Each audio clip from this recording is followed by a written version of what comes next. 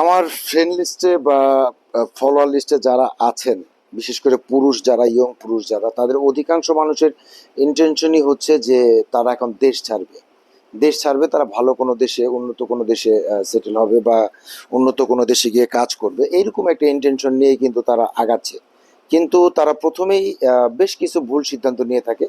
ভুল সিদ্ধান্তগুলো হচ্ছে, তারা যেহেতু এখন পর্যন্ত কোনো দেশ ট্রাভেল করে নাই বা এদের ট্রাভেল কোনো হিস্ট্রি নাই বা বিদেশ সম্বন্ধে এদের কোনো ধারণা নাই, তখন তারা বিভিন্ন এজেন্সি বা দালালের খপ্পরে পড়ে বা তাদের কথাবার্তায় তাদের ব্রেন ওয়াশ হয়ে যায়। তারা আহ, আহ, এমন কিছু কিছু কর্মকাণ্ড করে যেগুলো দেখলে আমার আসলে হাসি আসে।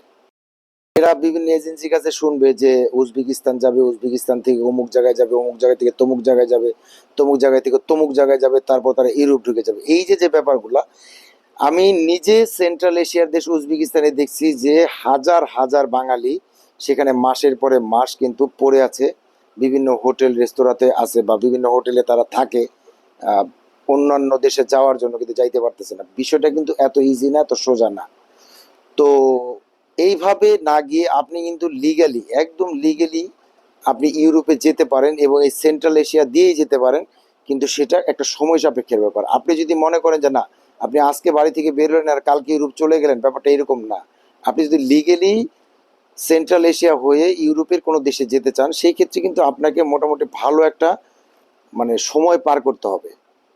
তো এই বিষয়টা নিয়ে আজকে কথা বলবো। আমার মনে হয় আপনারা এই ভিডিওটা দেখলে, যারা গেম দিয়ে বা অবৈধভাবে এক দেশ থেকে আরেক দেশ এইভাবে করতে করতে আপনারা সেন্ট্রাল এশিয়া দিয়ে ইউরোপে যেতে চান বা রাশিয়া হয়ে ইউরোপে যেতে চান, তাদের এটা খুব কাজে লাগবে। তো যাই হোক, এখন যে কথাগুলো বলবো আমি, সেটা হচ্ছে যে আপনারা যারা মনে করেন যে সেন্ট্রাল এশিয়া হয়ে আপনারা ইউরোপের দেশে চলে যাবেন, তাদের জন্য এই ভিডিওটা বেস্ট একটা অপশন। এই মুহূর্তে আপনি যদি সেন্ট্রাল এশিয়া হয়ে ইউরোপে যেতে চান, তাহলে আপনার ফার্স্ট অপশনটা হচ্ছে আপনাকে কাজাকস্তান হয়ে যেতে হবে। তা আপনি যদি মনে করেন যে আজকে আপনি কাজাকস্তানে গেলেন আর কালকে আপনি ইউরোপে চলে যাবেন, তাহলে সেটা কিন্তু আপনার একদম ভুল একটা ধারণা। প্রথমে আপনাকে যেটা করতে হবে সেটা হচ্ছে কাজাকস্তানের একটা ভিসা সংগ্রহ করতে হবে। তো মাথায় রাখবেন যে এই মুহূর্তে বাংলাদেশি পাসপোর্টে আপনার কাজাকস্তানে কোনো ট্যুরিস্ট ভিসা হয় না, ইভেন কোনো ওয়ার্ক পারমিট ভিসা হয় না। কেউ যদি বলে যে আপনাকে ওয়ার্ক পারমিট ভিসা করে দিবে বা আপনাকে ট্যুরিস্ট ভিসা করে দিবে এত টাকা অত টাকার বিনিময়ে, ধরে নেবেন এটা ফ্রড। এটা কখনো পসিবল না, এখন পসিবল না। তাহলে আপনাকে কাজাকস্তান ঢুকতে হলে অবশ্যই একটা বিজনেস ভিসা করে ঢুকতে হবে। বিজনেস ভিসা করে ঢোকার পরে আপনাকে সেখানে গিয়ে 30 দিনের মধ্যে, অর্থাৎ আপনি যেদিন এন্ট্রি নেবেন তার 30 দিনের ভিতরে ভিসাটা কনভার্ট করে আপনাকে একটা টিআর নিতে হবে। একটা জিনিস মাথায় রাখবেন যে কাজাকস্তান আপনি যাওয়ার পরে যদি আপনি বিজনেস ভিসা যান, তারা ভিসা কনভার্ট করে কিন্তু আপনাকে নতুন কোনো ভিসা দিবে না। তারা আপনাকে একটা টিআর দিবে এবং এই টিআর দিয়ে আপনি যে কোনো কিছু করতে পারবেন। টিআর দিয়ে আপনি ব্যাংক অ্যাকাউন্ট করতে পারবেন, টিআর দিয়ে আপনি কাজ করতে পারবেন, টিআর দিয়ে আপনি ওখানে থাকতে পারবেন। এটা কাইন্ড অফ ভিসা। তো প্রথম যে কাজটা হবে সেটা হচ্ছে আপনার ভিসাটা কনভার্ট করে একটা টিআর নিতে হবে। টিআরটা নেওয়ার পরে আপনার একটা ব্যাংক অ্যাকাউন্ট খুলতে হবে, দেন আপনি ওইখানে কাজ করবেন। এখন আপনি যদি মনে করেন কাজাকস্তান ইউরোপের পাশের একটা দেশ, এখানে কাজ করলে মনে হয় লাখ লাখ টাকা বেতন পাওয়া যায়, না, এটা সম্পূর্ণ ভুল। আপনি এখানে সর্বোচ্চ 50,000 টাকা বেতন পাবেন, এর চেয়ে বেশি না। কিছু কিছু মানুষ 70-80 হাজার বা 1 লাখ টাকা বেতন পেতে পারে, যদি তার সেই স্কেলটা থাকে বা তার সে যদি ট্যালেন্ট হয়, তাহলে ওই ক্ষেত্রে সে 80-90 হাজার টাকা বা 1 লাখ টাকা বেতন পেতে পারে। এটা খুবই রেয়ার, সবাই যে পায় তা কিন্তু না। জেনারেলি আপনি ওইখানে 40-50 বা সর্বোচ্চ 60 হাজার টাকা বেতন পেতে পারেন, এর চেয়ে বেশি না। তো আপনার যে কাজটা হচ্ছে সেটা হচ্ছে, আপনি যখন টিআরটা করবেন, টিআরটা করার পর একটা ব্যাংক অ্যাকাউন্ট খুলবেন, দেন আপনি ওখানে কাজ 6 মাস 6-7 মাস করার পরে আপনি আপনার প্রত্যেক মাসের স্যালারিটা আপনি আপনার ব্যাংকে ঢুকান। ইভেন দরকার হলে আপনি গ্রাম মানে আপনার দেশ থেকে কিছু আপনার ব্যাংকে ডিপোজিট করে রাখেন। দেন আপনি এইভাবে আপনার ব্যাংক অ্যাকাউন্টটা কিন্তু সচল রাখতে পারেন আর আপনি কাজ করতেছেন, কাজ করতেই থাকেন। দেখা গেলো 6-7 মাস হয়ে যাওয়ার পরে আপনি যে কোম্পানিতে কাজ করতেছেন সেই কোম্পানির মালিককে বলতে পারেন যে আমি তোমার এখানে 6 মাস যাবত কাজ করতেছি, আমার এখন একটু ছুটি দরকার, আমি একটু ঘুরতে যেতে চাই, আমি 1 সপ্তাহ বা 10 দিনের জন্য আমি ছুটি চাই। তো ওরা অনায়াসে কিন্তু ছুটিটা দিয়ে দেয় এবং ছুটিটা দেওয়ার পরে আপনি ওইখান থেকে একটা এনওসি নিয়ে নেবেন। তো এই এনওসি, আপনার ব্যাংক স্টেটমেন্ট, ব্যাংক সলভেন্সি, আপনার একটা আপনি যেই দেশের জন্য অ্যাপ্লাই করবেন সেই দেশের একটা রাউন্ড টিকিট বুকিং, একটা হোটেল বুকিং, ভিসা ফর্ম, এগুলো আপনি ফিল আপ করে প্রপার ডকুমেন্টটা সেট করে আপনি কিন্তু ইউরোপের যে কোনো একটা দেশে ট্রাই করতে পারেন। আর এটা ট্রাই করলে ভিসা হয়ে যাওয়ার সম্ভাবনা মোটামুটি 80-90%। জি, আপনি ঠিকই শুনছেন, 80-90% হচ্ছে ভিসা পাওয়ার পসিবিলিটি। কারণ হচ্ছে আপনি বাংলাদেশ থেকে গিয়েছেন ওইখানে লিগালি, ওইখানে থেকেছেন লিগালি, ইভেন আপনি ওইখান থেকে যে ইউরোপের জন্য ভিসা অ্যাপ্লাই করতেছেন সেটাও লিগালি করতেছেন। সো আপনার ভিসা পাওয়াটা মোটামুটি সহজ। ধরেন আপনি যদি মনে করেন যে না আমার কাছে মনে হচ্ছে যে আমার ইউরোপের ভিসা পাওয়ার যোগ্যতা নাই, আপনি যদি নিজেকে মানে যোগ্য না মনে করেন, আপনি আরেকটা কাজ করতে পারেন, সেটা হচ্ছে আপনি একটা রাশিয়ার একটা ভিসার জন্য অ্যাপ্লাই করতে পারেন। এবং আনঅফিসিয়াল একটা কথা হচ্ছে যেটা, যে রাশিয়া ইউক্রেনের যুদ্ধ যখন শুরু হয় তখন কিন্তু কাজাখস্তান সরাসরি রাশিয়াকে সমর্থন করে। আর এই সমর্থনের কারণে কিন্তু কাজাখস্তান থেকে যারা রাশিয়ার ভিসার জন্য অ্যাপ্লাই করে তাদের ভিসা রেসিও খুবই ভালো। সো আপনি রাশিয়ার একটা ভিসা জন্য অ্যাপ্লাই করতে পারেন। আর নর্মালি রাশিয়ার ভিসাটা হয়ে যায়। তো রাশিয়ার ভিসাটা হয়ে যাওয়ার পরে যখন আপনি রাশিয়া ইমিগ্রেশনটা ক্লোজ করবেন, তখন আপনি রাশিয়ান ইমিগ্রেশনকে বলবেন যে আমি এখান থেকে 3-4 দিন থাকবো, থাকার পরে আমি বেলারুশ ঘুরতে যাব। যদি আপনি এই কথাটা আপনার ইমিগ্রেশন অফিসারকে বোঝাতে পারেন, এখানে আপনার একটা বিশাল বেনিফিট আছে।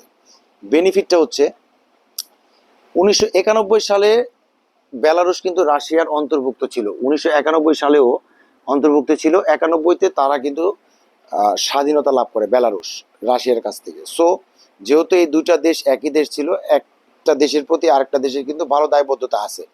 তো আপনি যদি এই কথাটা ইমিগ্রেশনকে বোঝাতে পারেন যে আপনি রাশিয়া ঘুরবেন, রাশিয়া ঘুরে আপনি বেলারুশ ঘুরতে যেতে চান, তখন বেলারুশের যে একটা, যেমন আমাদের সার্কভুক্ত দেশ, সোভিয়েত দেশ, সেন্ট্রাল এশিয়ার যে দেশ, সেনজেনভুক্ত দেশ, মানে কয়েকটা দেশ মিলে একটা যেমন জোট থাকে, তো ওদেরও একটা জোট আছে।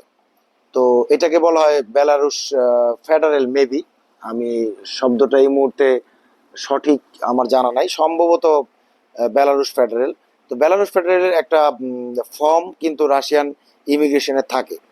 তো যদি আপনি আপনার ইমিগ্রেশন অফিসারকে কনভিন্স করতে পারেন, তাহলে কিন্তু সে আপনাকে সেই ফর্মটা দিবেন। দেন আপনি ইমিগ্রেশন করার আগে সেই ফর্মটা ফিল আপ করে আপনি যদি ইমিগ্রেশন অফিসারকে দেন, সে কিন্তু আপনাকে বেলারুশের ওপেন এন্ট্রি একটা পারমিট দিয়ে দিবে। এবং এইটার বিনিময়ে উইদাউট বেলারুশ ভিসাতে আপনি বেলারুশে এন্ট্রি করতে পারবেন। রাইট, আপনি ঠিকই শুনছেন যে আপনি কোনো ভিসা ছাড়াই, অর্থাৎ বেলারুশের কোনো ভিসা ছাড়াই আপনি কিন্তু বেলারুশে প্রবেশ করতে পারতেছেন ঘোরার জন্য। এবং আমি যেটা বললাম এটা সত্য। এটা হয়তো বা রাশিয়াতে যারা আছেন তারাও হয়তো অনেকে জানেন না, তো আমি যেটা বললাম এটা একদমই সত্যি। যদি আমার এই কথাটা নিয়ে আপনাদের কারো ডাউট থাকে, আপনারা এটা নিয়ে যারা বুঝে বা যারা জানে তাদের সাথে একটু শেয়ার করতে পারেন, ঘাটাঘাটি করতে পারেন, দেখবেন যে ঘটনাটা সত্য। তো যেহেতু এইরকম একটা সুযোগ আপনার হাতে আছে, তো আপনার তো ভাই এই এখান থেকে ওখানে, ওখান থেকে ওখানে এই গেম মেরে অবৈধ পথে তো আপনার ইউরোপ বা রাশিয়া বা বেলারুশ যাওয়ার কোনো দরকার নেই। আপনি যদি মানে সামান্য একটু ট্যালেন্ট হয়ে থাকেন, আপনি নিজে নিজেই কিন্তু এটা করতে পারতেছেন। তো যাই হোক, আমি প্রসিডিউরটা বললাম, এখন যাওয়ার প্রসিডিউরটা বলি। যেহেতু বাংলাদেশ থেকে এখন উজবেকিস্তানের ট্যুরিস্ট ভিসাটা খুবই অ্যাভেলেবেল হয় এবং যাওয়াটাও খুব সহজ। তো আপনি সরাসরি কাজাখস্তানে না গিয়ে, কাজাখস্তানের ভিসাটা তো আপনি আগেই করবেন, তবে কাজাখস্তানে সরাসরি না গিয়ে আপনি কাজাখস্তানের ভিসাটা সংগ্রহ করার পরে আপনি একটা উজবেকিস্তানের একটা সিঙ্গেল ট্যুরিস্ট ভিসা নিতে পারেন। দেন আপনি এখান থেকে ট্যুরিস্ট ভিসায় উজবেকিস্তানের রাজধানী যে তাশকন্দ আছে সেখানে চলে যেতে পারেন। তো ওইখানে 2-3 দিন থাকার পরে আপনি ওই তাশকন্দ থেকেই আবার খুব সহজে 10-12 বা 15 হাজার টাকায় একটা ফ্লাইটের টিকিট কেটে আপনি কিন্তু বিজনেস ভিসাতে চলে যাচ্ছেন। সেই কোথায়? কাজাখস্তান। কেন বললাম বিজনেস ভিসা? কারণ এই মুহূর্তে কিন্তু কাজাখস্তানের ট্যুরিস্ট ভিসা বা কাজের ভিসা হচ্ছে না, আপনাকে কিন্তু সেই বিজনেস ভিসাতেই যেতে হবে। তো ওইখানে বিজনেস ভিসাতে যাওয়ার পরে কিন্তু আপনি কি করতেছেন, আপনি আপনার ভিসাটাকে কনভার্ট করে আপনি টিআর নিচ্ছেন, টিআর নেওয়ার পর আপনি ওখানে ব্যাংক অ্যাকাউন্ট খুলতেছেন, দেন আপনি কাজ করতেছেন। তো এগুলো হচ্ছে অনেক পরের ব্যাপার। শুরুটা হচ্ছে আপনি এখান থেকে উজবেকিস্তানে গেলেন, উজবেকিস্তান থেকে আপনি কাজাখস্তানের রাজধানী আলমাটিতে গেলেন, দেন আপনি আলমাটিতে যাওয়ার পরে সেখানে আপনি থাকলেন, আপনি 6 মাস থাকেন, 7 মাস থাকেন, কাজ করেন। ওইখানে কাজ করতে আপনি 40-50 হাজার টাকা বেতন পাচ্ছেন, তাড়াহুড়ার কিছু নাই ভাই। ওইখানে থাকেন, কাজ করেন, দেন আপনি আপনার প্রপার ডকুমেন্টগুলো রেডি করেন, আপনি আপনার ব্যাংকটাকে ওইভাবে অ্যাকাউন্টটাকে সচল রাখেন, চালান। দরকার হলে বাংলাদেশ থেকে আরো 5 লাখ টাকা নেন, নিয়ে আপনার অ্যাকাউন্টে রাখেন, রেখে আপনি অ্যাকাউন্টটাকে সচল রাখেন, এরপর আপনি প্রপার ডকুমেন্টটা রেডি করে আপনি ইউরোপের যে কোনো একটা দেশে অ্যাপ্লাই করেন, ভিসা হয়ে যাওয়ার সম্ভাবনা 70-80%। কেন 70-80%? কারণ আপনি প্রথম থেকেই লিগেলি, আপনি যা করতেছেন লিগেলি করতেছেন। অথবা আপনি যদি মনে করেন যে না আমি ইউরোপের জন্য যোগ্য না, আপনি রাশিয়ারটা করেন। রাশিয়ার ভিসাটা করার পরে রাশিয়া থেকে কিভাবে আপনি উইদাউট ভিসাতে বেলারুশ যাবেন সেটাও কিন্তু আমি বলে দিলাম।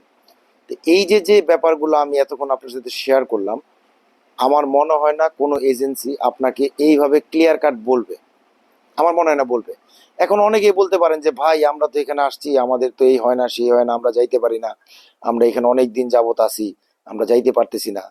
সত্যি কথা বলতে কি, আপনি লিগেলি ট্রাই করেন নাই। যদি কাজাখস্তান থেকে এই মুহূর্তে আমার এই ভিডিওতে কমেন্ট করে কেউ বলেন যে ভাই আমরা এতদিন যাবত আছি, ততদিন যাবত আছি, আমরা তো যেতে পারতেছি না, এটা যদি বলেন তাহলে আমি বলবো আপনি প্রপার ওয়েটাই জানেন না। আপনি শুধু গেছেন, আপনি কাজ করতেছেন, আপনি টাকা ইনকাম করতেছেন, খাচ্ছেন, ঘুমাচ্ছেন, আপনি প্রপার ওয়েটা জানেন না। কারণ আপনি ওই যে মাথায় সেট করে গেছেন যে গেম মেরে ইউরোপ যাওয়া যায়, আপনার মাথার মধ্যে শুধু ওইটাই আছে, লিগেল যে জিনিসটা সেটা আপনার মাথায় নাই। আপনি চিন্তা করতেছেন যে আমি একটা সুযোগ পেলে 2-4-5 লাখ টাকা দিয়ে গেম মেরে চলে যাবো, এই গেমটাই আপনার মাথায় আছে। কারণ আপনি বাংলাদেশ থেকে যখন গেছেন আপনি গেমের একটা চিন্তা নিয়ে গেছেন। তো যাই হোক, যারা লিগেল ওয়েতে যেতে চান তারা এই ওয়েটা ফলো করেন। আমি শুধু আশাবাদী না, আমি অনেস্টলি বলতেছি যে এর চেয়ে সহজ, এর চেয়ে লিগেল এই মুহূর্তে, মানে সেন্ট্রাল এশিয়া হয়ে বাংলাদেশি পাসপোর্ট হোল্ডার উন্নত কোনো দেশে যাওয়া এর চেয়ে সহজ ওয়ে আর নাই ভাই। এর চেয়ে সহজ আপনি পাবেন না। হ্যাঁ, এর চেয়ে সহজ কোনটা? আপনি 10 লাখ টাকা কোনো দালালকে দিবেন, 15 লাখ টাকা কোনো দালালকে দিবেন, দালাল আপনাকে কোলে করে নিয়ে যে ইউরোপ নিয়ে নামাই দিয়ে আসবে। হ্যাঁ, ওইটা আছে। তা আপনি যদি মনে করেন যে না, আপনার টাকার মায়া আছে, আপনার টাকার দাম আছে, আপনি লিগেল ওয়েতে যাবেন, আপনি খুব কম টাকায়, খুবই কম টাকায়, আপনি এজেন্সি বা দালালের মাধ্যমে যে টাকাটায় যাবে তার 3/1 টাকায় আপনি কিন্তু চলে যেতে পারতেছেন। এবং আপনি যদি লিগেলি কোনো দেশে যান সেই দেশে কিন্তু ডকুমেন্ট করাটা খুবই সহজ। অর্থাৎ আমরা যেটাকে কাগজ বলি, কাগজ করা খুবই সহজ। আর ইলিগেলি কোনো দেশে ইন করলে সেখানে আপনি ডকুমেন্ট করাটা খুবই কঠিন। তা আপনি যেখানেই যান, যেই দেশে যান, চেষ্টা করবেন লিগেলি যাওয়ার। তো আশা করি আমার ভিডিওটা যারা দেখতেছেন বা দেখলেন কিছুটা হইলেও আপনাদের মাথায় ঢুকছে। আর যদি মনে করেন যে না আপনার কোনো জায়গায় বুঝতে ভুল হচ্ছে বা অসুবিধা হচ্ছে, আমাকে কমেন্ট করতে পারেন, আমি চেষ্টা করব আপনাকে না বোঝার জায়গাটা বুঝায় দেওয়ার জন্য। তো প্রথমে হচ্ছে আপনি উজবেকিস্তানের ভিসাটা করে উজবেকিস্তান যাবেন, দেন আপনি ওখান থেকে আলমাটি অর্থাৎ কাজাখস্তানের রাজধানী যাবেন। যাওয়ার পরে আপনার প্রথম কাজটাই হচ্ছে ভিসা কনভার্ট করে টিআর নেওয়া। কারণ ওইখানে আপনার টিআরটা না নেওয়া পর্যন্ত, টিআর যদি না নেন আপনি 3 মাস পরে, সরি 30 দিন পরে কিন্তু এমনিতেই ইলিগেল হয়ে যাবেন। সো কাজাখস্তান যাওয়ার পরেই আপনার প্রথম কাজ হচ্ছে টিআরটা নেওয়া। টিআর মানে টেম্পোরারি রেসিডেন্সিয়াল পারমিটটা নেওয়া। দেন আপনি এরপরে কাজ বা আপনার ভবিষ্যৎ পরিকল্পনা যেটা আছে সেদিকে আগানো। তো যাই হোক, আশা করি সবাই বুঝতে পারছেন।